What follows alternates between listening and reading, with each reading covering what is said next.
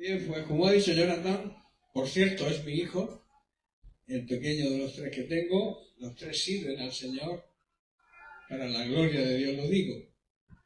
Bien, pues lo que yo quiero tratar de explicar muy brevemente en esta tarde, la importancia, lo realmente importante de la Navidad, como se ha estado comentando, y es que el Salvador del mundo, Dios mismo, encarnado en un ser humano, vino a esta tierra para regalarnos la salvación.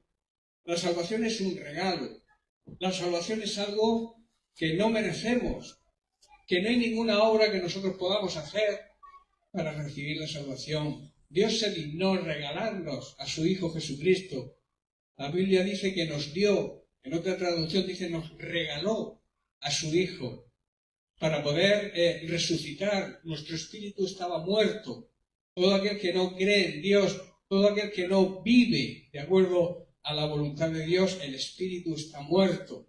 Por eso dice la Biblia que Él nos dio vida, muriendo en una cruz. Y yo quiero hablaros de Emmanuel. Como ha dicho Jonathan, Emmanuel significa un Dios cercano, un Dios que está cerca de nosotros. Nosotros somos para Él la joya de la creación y Él quiere convivir, está cerca de nosotros. Pero claro, Él no va a usurpar tu voluntad. Tú decides vivir cerca de Él o vivir alejado de Él. Pero Dios en su bendito amor y en su bendita misericordia quiere estar cerca de nosotros. El escritor del libro de Hebreos nos dice que nuestro carácter, que nuestra actitud sea siempre sin avaricia, no amadores del dinero y de las riquezas, que estemos contentos siempre con lo que tenemos, porque el Señor nuestro Dios ha dicho y nos ha prometido: nunca te dejaré, nunca te desampararé. Y esas son promesas de Dios, y Dios no es hombre para mentir. Dios cumple siempre sus promesas. Los que creemos en Dios podemos decir con toda confianza que el Señor es quien nos ayuda cuando lo necesitamos. También que no debemos temer, que no debemos vivir en continua angustia. Hoy hay una cantidad de enfermedades de la mente, que esas enfermedades no tienen cura. Esas enfermedades son enfermedades espirituales, la depresión, todas estas cosas, las crisis de ansiedad. Estas son enfermedades del alma. Y solamente Dios puede curar ese tipo de enfermedad, porque Él nos da paz, Él nos promete paz. Él dice que si nos preocupamos de su reino, Él cubre nuestra necesidad. ¿Y por qué andamos, por tanto, afanados? ¿Qué comeremos? ¿Qué vestiremos? ¿Qué ropa nos pondremos? Cuando Dios dice que viste a los lirios del campo y alimenta a las aves del cielo, y ellos no tienen graneros, ni tienen nada donde guardar, y nosotros andamos preocupados. ¿Por qué andamos preocupados? Porque nos olvidamos de Dios. Dios es nuestro proveedor. Uno de los nombres de Dios es Jireh, que significa nuestro proveedor, que significa que Él es nuestra provisión. Y la mayor provisión que Dios hizo y sigue haciendo es que nos provee la salvación. La salvación, la vida eterna. Existe la vida eterna y también existe la muerte eterna, la separación con Dios, la condenación eterna. Que todo aquel que vive en pecado y no se arrepiente está condenado a ese infierno que es la condenación eterna. Pero Cristo nos da vida, vida eterna. Y los que creemos en Él empezamos a vivir esa vida eterna como un anticipo aquí en esta vida. Y luego la plenitud de esa vida eterna cuando partamos de este cuerpo, porque todos un día vamos a dejar de existir aquí en esta tierra. ¿Dónde pasaremos la eternidad? Es una pregunta. La eternidad no tiene principio ni tiene fin. La provisión se hizo, según el Evangelio de Mateo. Leemos, dice, un ángel le dice a José, el esposo de María: María dará a luz un hijo y le pondrás por nombre Jesús, porque él salvará a su pueblo de sus pecados. Escuchad, dice, de sus pecados. no dice de la opresión romana que estaban padeciendo, dice que nos salvará de sus pecados. La mayor condenación viene por el pecado. Y versículo 22 del libro de Hebreos capítulo 1 dice: todo esto aconteció para que se cumpliera lo que dijo el Señor por boca del profeta Isaías 800 años antes de que naciera. Dice: una virgen concebirá y dará a luz un hijo y le pondrá por nombre Emmanuel, que, como he dicho, significa Dios cerca de nosotros. Nació en un pesebre. ¿Por qué nació en un pesebre? Para que nadie pueda decir que no tiene acceso a Él. Él podía, como Rey de Reyes que es, haber nacido en un palacio, pero nació en un pesebre, para que nadie pueda decir, repito, no tengo acceso a Dios. Eso es una de las grandezas del amor de Dios. ¿Y por qué se llama a Jesús también Emmanuel? Emmanuel es el nombre que explica la naturaleza, la personalidad, la esencia de Dios, de Jesús. Lo que representa su nacimiento, que significa el amor de Dios que le empuja a estar cerca de nosotros. Para eso se hizo un ser humano. Mientras que Jesús, el nombre de Jesús expresa su misión en la tierra, lo que debía hacer para conseguir nuestra salvación. La Biblia dice, el apóstol Pablo, que la paga del pecado es la muerte. Esa muerte se refiere no a la muerte física, que todos tocamos a una, a la muerte espiritual, a la condenación. La paga del pecado es la condenación, pero la dádiva de Dios, el regalo de Dios es la vida eterna, si andamos en orden de su palabra. La salvación la proveyó Dios mediante su Hijo Jesucristo, y eso es un regalo. La salvación no se gana haciendo obras. Las obras son consecuencia de la salvación.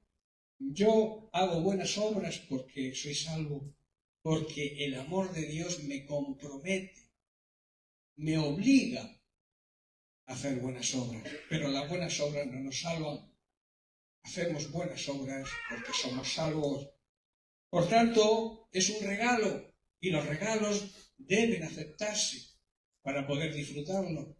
Si tú no aceptas el regalo de Jesucristo, no podrás disfrutar de ese premio, de ese regalo que es la salvación, porque Jesucristo es igual a salvación. La Biblia dice que en ningún otro nombre dado a los hombres en la tierra nadie puede ser salvo. Solamente Jesús es el que nos salva, porque Jesús fue el que se hizo hombre. Dios, el Hijo, la segunda persona de la Trinidad, se hizo hombre en la persona de Jesús, para morir por nosotros. Él siguió siendo Dios 100%, pero también fue hombre 100%, lo que significa que se despojó, digamos, de sus privilegios de ser Dios para bajar a nosotros, para unirse a nosotros, para estar cerca de nosotros. Para eso debía morir en la cruz. Él ocupó nuestro lugar, donde nosotros por nuestros pecados deberíamos haber estado. Jesús estuvo ahí en nuestro lugar. Su sacrificio es un sacrificio vicario, que significa sustitución. Hubo una sustitución en el Monte Carmelo. Él murió en nuestro lugar, para que nosotros, cuando aceptamos ese sacrificio, cuando le aceptamos a Jesucristo como nuestro Señor y Salvador personal, porque la salvación es personal e intransferible, entonces recibimos la salvación y empezamos a vivir la vida eterna ya aquí. Los problemas son los mismos, las crisis son las mismas, pero los problemas con Dios son mucho menos problemas, porque sabemos y creemos en sus promesas, que te dicen: no te dejaré ni te desampararé jamás. Y quiero terminar con las últimas palabras de Jesús antes de partir al lugar de procedencia, el cielo, cumplido su ministerio aquí en la tierra. Después de resucitar, Jesús dice que se acercó y les habló a sus discípulos diciendo: toda potestad, toda autoridad me es dada en el cielo y en la tierra. Él tiene la máxima autoridad. Él es soberano, que significa la máxima autoridad en el cielo y en la tierra. Por eso aquellos que niegan la divinidad de Jesucristo están en un completo error. porque Jesucristo es 100% Dios, al mismo tiempo que fue 100% hombre. Dice, por tanto, les dice a sus discípulos, id y haced discípulos a todas las naciones, bautizándolos en el nombre del Padre, del Hijo y del Espíritu Santo.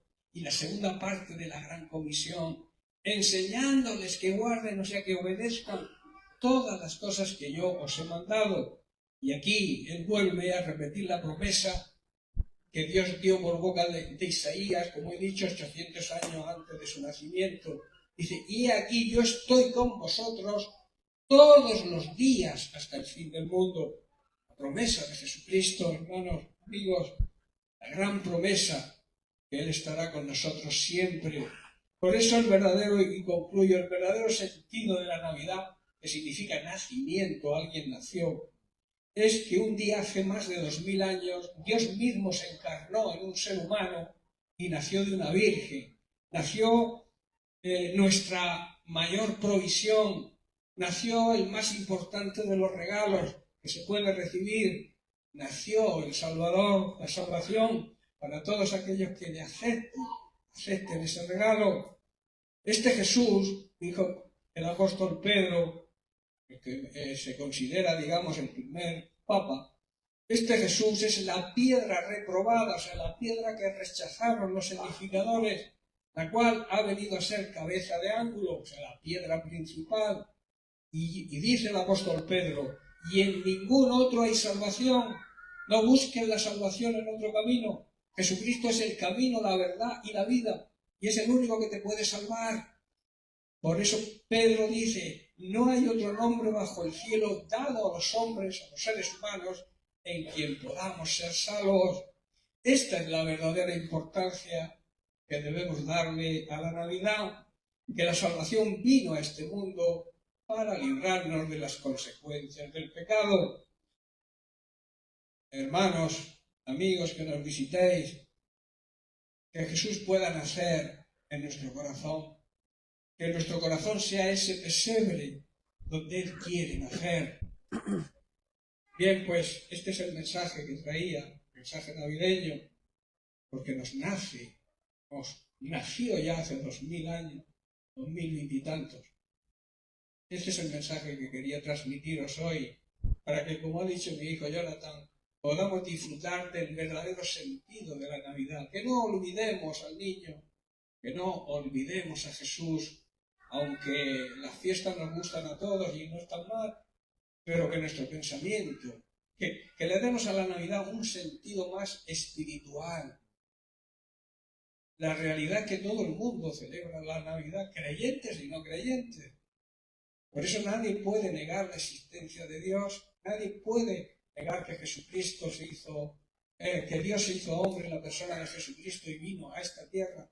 En todas partes del mundo celebran la Navidad, por algo será, digo yo, ¿verdad?